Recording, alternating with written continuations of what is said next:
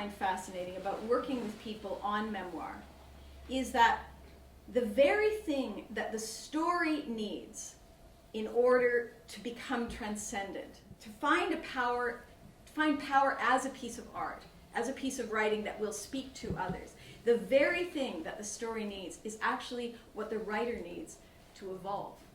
And evolve, you can say, everyone has a different interpretation of what that means, but to become more conscious within themselves and of themselves, to have compassion for the people in their lives, in their stories. Because in order to write a great story, each character actually has to be formed as you would a fictional character. The tools, what I find interesting about the genre of memoir is it's art, it's absolutely artificial and far too linear. Most art comes from the landscape of our lives. Most of the material is drawn in some way from that. Be it writing or composing or sculpting or dance, it doesn't matter. We draw from our inner landscape so often when in the creative process. We might be inspired by something externally, but we draw so much of the power of the current that whatever is going to take that art into life, that current is our own emotional landscape, I think.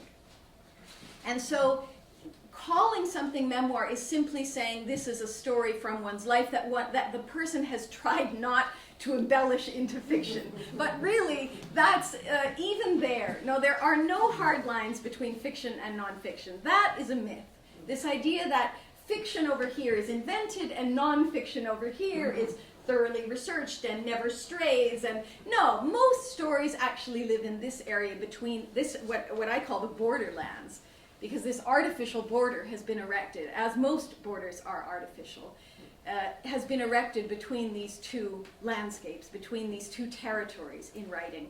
And I find it mostly unhelpful. I mean, I understand why it's there, libraries and things, but it doesn't, I think, it ignores the really interesting territory in between, which is where memory is fallible, where my memory of an event is different from your memory, is different from yours. And every time I access that memory, it actually changes. And so the memories that we call upon most, apparently over our lives, change the most. Now, what we cleave to in nonfiction or in memoir is the truth. What we're trying to do is paint something truthfully. And that exercise in this day and age is vital, because we've lost sight of what truth actually is. And we confuse it with facts. Facts are related, but they're cousins only to truth. Because truth, in my experience, can be found in nature, it can be found in music, it's found in love, it's found in dance, it's found in sculpture. We know when we're in the presence of truth. And so often that presence is actually silent. When we are moved by something, when we're moved by the truth of something, truth and beauty are, those are spiraling cousins, I think, too. When we're in the presence of beauty, which doesn't mean pretty, but there's something, in the case of Amy's story, for example, there is something so beautifully true about it. It is both of those things at once. And it doesn't mean that yes, we try to cleave to the facts. We try to honor the facts, be loyal to the facts. But I can say to you, I love you. And I can say to you, I love you. And I can mean it to you, and I can not mean it to you, sorry. He's my brother, after all. And the words are the same. The facts are the same. The fact is, I said, I love you. That's not where the truth lies. The truth does not lie in the words themselves. The truth lies in some resonance around the words that we know when we're in the presence of. And I believe that is the same resonance we feel when we're in the presence of music that feels transcendent. When we see a work of art that moves us into a completely different way of seeing something that we've looked at 1,000 times.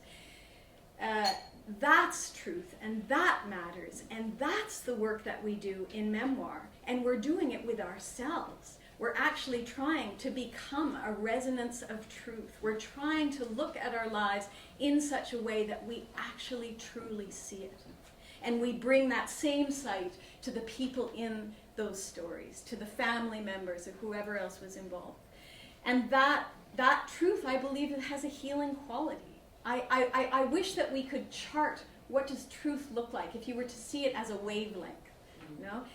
To me, it is that when I go to, say, a choral performance and the choir sings that final chord, and then that what is left after that resonance, that's it, right there. And that's what we aim for in memoir. And when we are doing it well, when we're writing, that's the feeling of it as well. That's when I know I'm getting close. And when I read something, that's what I'm looking at for technical things too, but there's something else that I'm listening for. And that, I believe, the more of us that do that in our own lives, the more of us that share that light with the world, the more of us that bring that level of consciousness to our lives, whether we write them or paint them or sculpt them, it doesn't really matter. To me, that's all memoir. It's just a different form. Yeah. Wow, that was epic.